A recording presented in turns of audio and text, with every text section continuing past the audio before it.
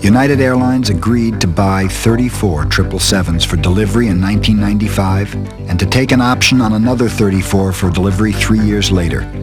They had committed to spending $3.5 billion on a plane that didn't yet exist. The plane United bought would have a number of important features. It would be powered by just 2 large engines.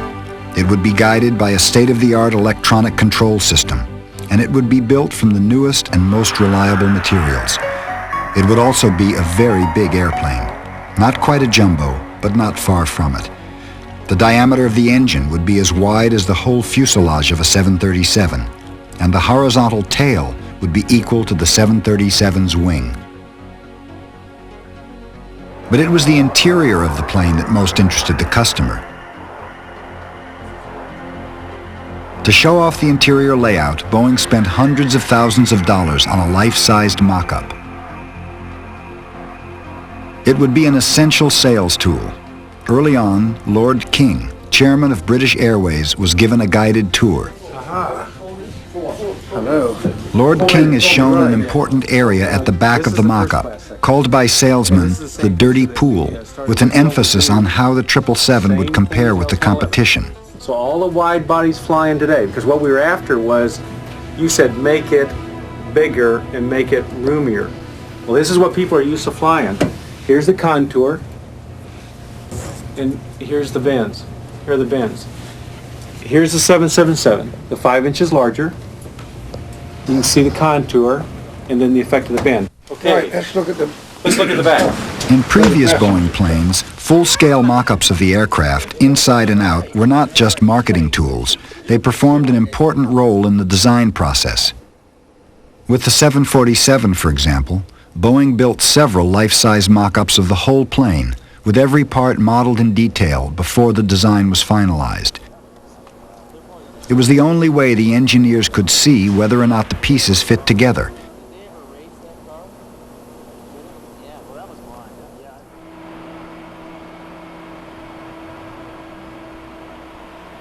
Because of the three-dimensional complexity of the plane, a component as first designed often got in the way of the structure or one of the other parts, like these red pipes, which are not meant to go through the yellow duct.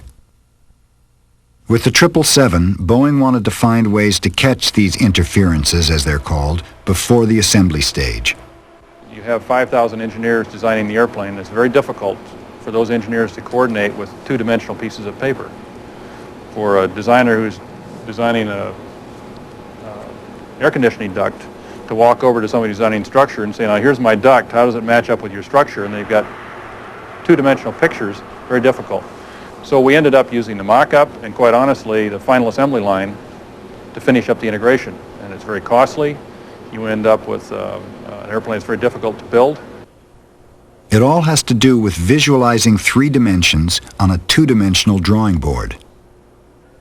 One of the trickiest problems was working out the lengths and angles of tubes, pipes, and wires. We would literally, physically thread the systems through that mock-up, and then, in the wire bundle sense, take it out of the mock-up, flatten it on the board, measure it, and that's the way we decided how long the wire needed to be. And then you would adjust as necessary, because the airplane, not made of plywood and aluminum, differs from the mock-up. So as you produce those first wire bundles, then you make further adjustments to make them fit the real airplane. Hydraulic tube, a very similar situation. The solution was a secret weapon called EPIC, a computerized design system that would require 8 mainframe computers to run it. Engineers would be able to roam the virtual interior of a plane that didn't yet exist. As pieces were designed, they appeared in the virtual airplane next to other components, and the team could check to see that they all fit together before they were carved out of metal. So for the first time, the engineering creative process was enabled to think in terms of the way the world is, in terms of 3 dimensions.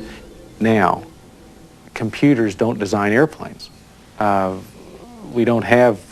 We have not put the knowledge that's in the airplane designer's head into artificial intelligence that balances all these objectives. Someday, we'll continue to probably move to that end, but right now the knowledge to design airplanes is in the designer's head. There would be more than 2,000 computer terminals so that each group of designers could feed their drawings into the main computers. In June 1992, the passenger doors team was checking for interferences in the components they had designed. An interference showed up in red. The designer was concerned about two crucial components in the door hinge. This splined part right here, there's a bolt passing through it. It's actually the connection of the door to the door frame, the cutout. And this bolt affects that connection. Somewhere inside there we've broken some law. Now that looks like a real interference. This is what happens when you accommodate your stress man's desire that they be intimate.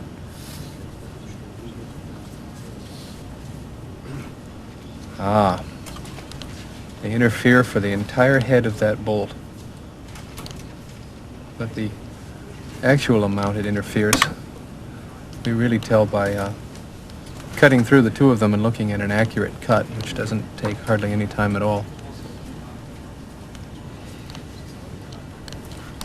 Now this, yes, the second circle is just a little bit larger than the first circle, and I do indeed have a little problem here. But it's a very small one. We haven't released any drawings yet. Another innovation on the 777 would be a new method of organizing the 10,000 or so people building the plane. On past projects, airplane design had been bedeviled by communication problems between the many different divisions in the company. For the 777, Boeing would create new work groups called Design Build Teams, or DBTs. They would include people who had never before worked together. I wish that I could say that design build teams were sort of one of those wonderful ideas that sort of leapt forward and you said, aha. In a lot of ways, it is a return to some things that have worked in the past that were scale driven. If you go back to the early airplanes that Boeing built, the factory was on the bottom floor, engineering was on the upper floor. Both manufacturing and engineering went back and forth. When there was a problem in the factory, the engineer went down and looked at it and said, well, you better do this. The entire design department was within 50 feet of each other. As the scale went up, that gets harder and harder and harder. And if you're not careful, organizations, just by the way they behave, want to form little enclaves.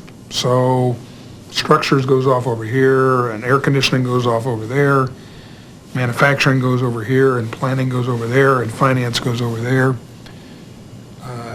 And then one day you turn around and you've discovered there's an us and them attitude. If only they would do this, then our job would be easier, and if only they would do this.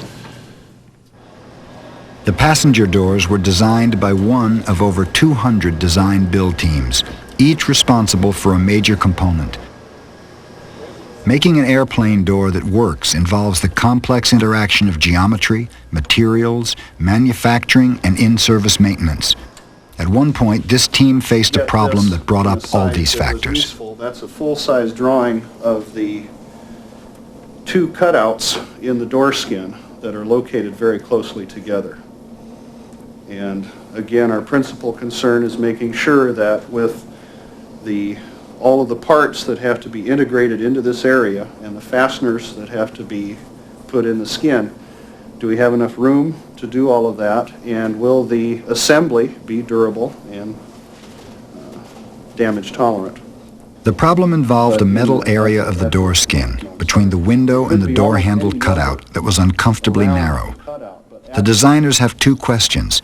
How strong a force would produce a crack in this area? And if the metal did crack, what force could enlarge it and lead to the door failing? They get two different figures from the stress analysis engineers. It would take a force of 27,000 pounds per square inch to crack the metal. But once a crack had formed, the force of 12,000 pounds would be enough to open it up. That's the way we perceive the situation. 12 is the upper limit at which the crack will not grow, and in this area, there's not much room for a crack to grow. We're very tight. I guess the problem, what's still not clear in my mind is, for the identical area under the identical consideration, are you getting a recommendation of 12 from one guy and 27 from another? Yes, for two different reasons. Right. And if you follow the first guy, you would in all cases restrict the stress to 12. Yes. And the second guy says, as far as he's concerned, you could go to 27, but he's not considering the other requirement. That's correct. Okay. That's correct. We could work it to 27, but if a crack should start, it's going to grow right across the area. Okay. If we hold it to 12, it immediately satisfies the other one. Okay. That's all we're saying. There were 4 possible fixes, involving thickening the existing metal or adding an extra layer called the doubler. However, since any cracks would be easily visible, perhaps they could just ask the airline to keep a lookout. To just call for a special inspection in that area. That's an alternative. True. Not pleasant, agreed, but it's an Especially alternative. since we've already told United we won't have any of those. That's right. But this happens to be on a door that gets frequently used. The number 4 door is supposed to be one of the most frequently accessed for loading the aft galleys and so forth. It may not be much to have an experienced person show up there every so often and just take a close look instead of having to have something leap out at you and say, I have a crack, I have a crack. I understand. It took another what 4 I think months I'd to like solve to the see problem you do- entirely by designing an extra layer called a doubler to go behind the outer skin. Well, if we just left it a skin without this doubler here, it may be strong enough for static strength, meaning it can take the pressure of the airplane, but over repeated pressurizations, eventually it would get tired, it would fatigue, it would crack, and the crack would then go across here. The airlines would catch the crack, and then they'd have a very difficult maintenance job to go in and repair it, perhaps putting the doubler, maybe one like this, on the outside, which then is drag and etc. So it pays us to figure this all out ahead of time and put it in behind. In mid-1992, while the team was still designing the door, they built a prototype for a very important cold weather safety test.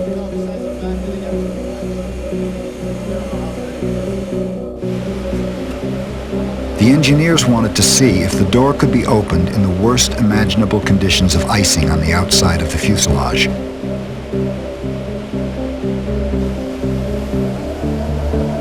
The first stage of the test involved spraying the door with water all night in a low temperature chamber until there was a thick layer of ice.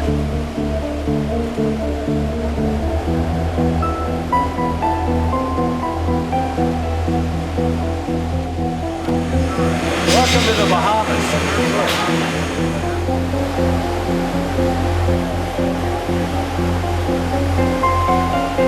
But how could a plane ever get into such a state? If a plane lands from a cold flight, minus 65, and comes into an airport where, let's say, it's about 28 degrees, there's freezing rain, and it pulls up to the gate, and this freezing rain is then adhered to the outside of the airplane, we need to make sure that we can open the doors. Our criteria is a 1/4 inch thick of ice all over the whole airplane, and yet at the same time, someone with nominal handle force on the inside can indeed open the door. We consider the ice to be as strong as 100 pounds per square inch to break it. It's a 1/4 inch thick, and there's about 200 or so inches of ice around there. So when you factor all that in with safety factors, it's about 6,000 pounds of lift that has to be put on the door to make sure we break all the ice. And that has to be put in with about 50 pounds of handle force on the inside. Set up as quick as we can. The following morning, the door had acquired a thick enough layer of ice to test the mechanism. It's minus 20 in there right now. It was minus 55 in there yesterday when we sprayed the water to make sure it iced up. Considerably colder yesterday. Minus 20 is not so bad. This test had never been done before on this door design. If it didn't work, the engineers would have to redesign the complicated opening mechanism inside the door.